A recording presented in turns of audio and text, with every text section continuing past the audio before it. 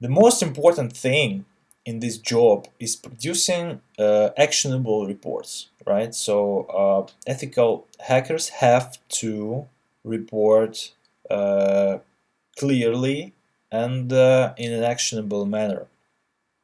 What does it mean?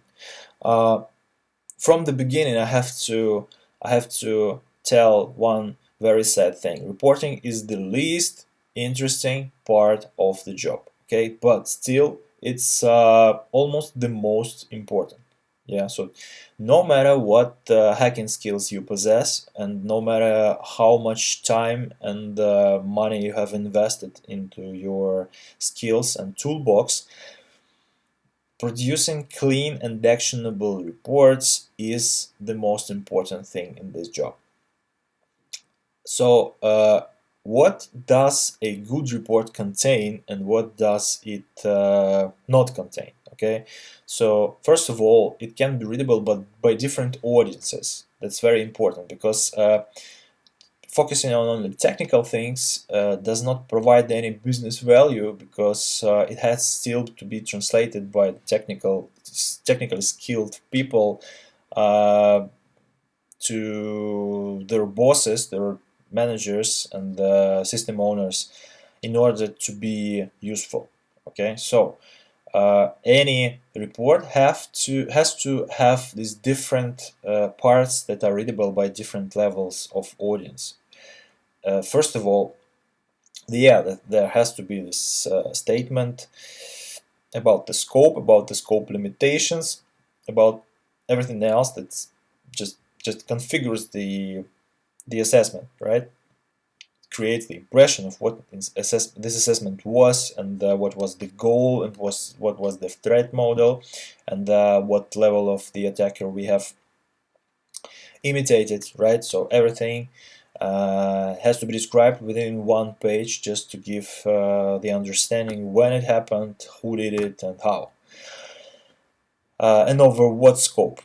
The second thing, maybe the most important, is this executive summary statement. Yeah, it should not be longer than one page, even if the rest of the report is 200 pages or 800 pages. That doesn't matter. This executive uh, summary is what it is by definition. It's executive level summary of what happened. Yeah, so that's just a summarization of what is the level of the scope in terms of security. So everything is bad, or everything is okay, or everything is according to expectations, right? And why?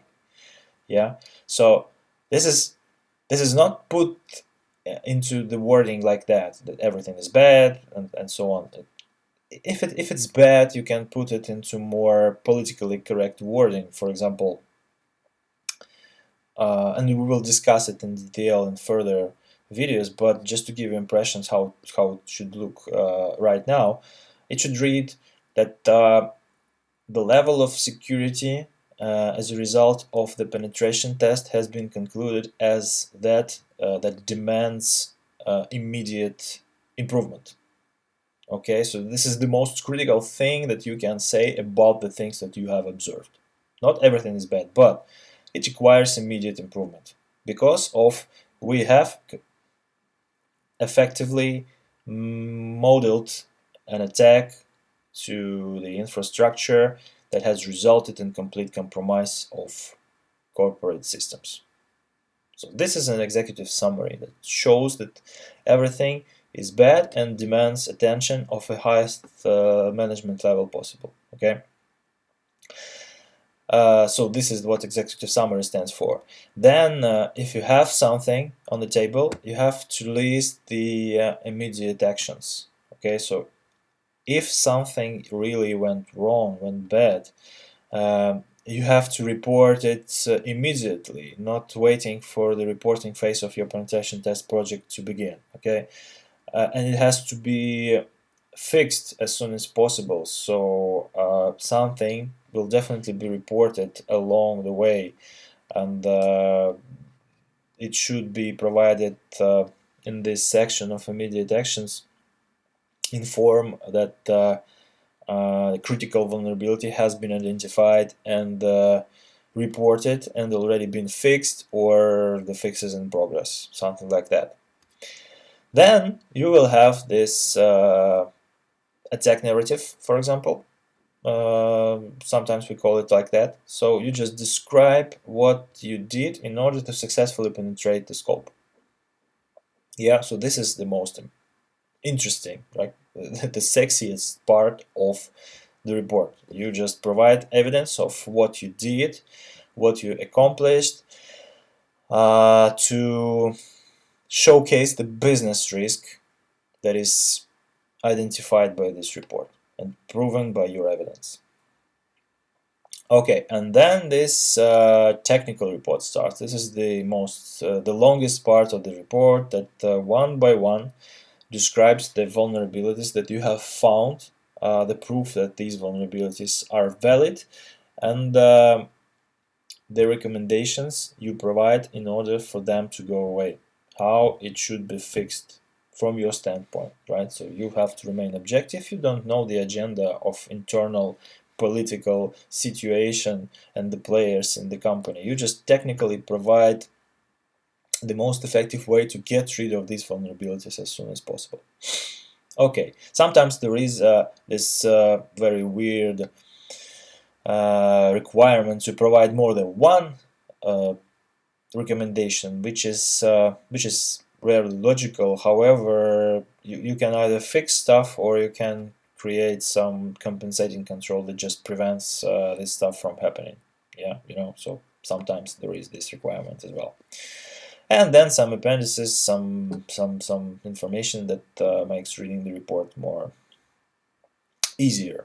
Yeah, so for example, if you use some kind of risk assessment methodology to identify the risk of each vulnerability, you have to put it in there for the people to read and understand what's the math behind your risk level that you assign to different vulnerabilities. And just to give you an idea of how you can practice all these skills right now, yeah, assessing the systems given the permission of their owners, you can go and Google some bug bounty programs that exist. This is relatively new thing. Every high-profile target in the internet already has bug bounty programs. So basically, what it is, for example, you hack Facebook and you get rewarded if you found something. Yeah, or you hack Google or Instagram or virtually anything that has this bug bounty program announced, and there is a scope statement somewhere in the world on their website or on the website of the broker that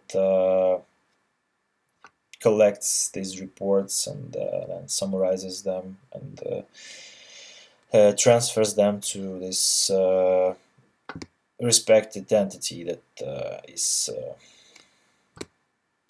is declaring this bug bounty program.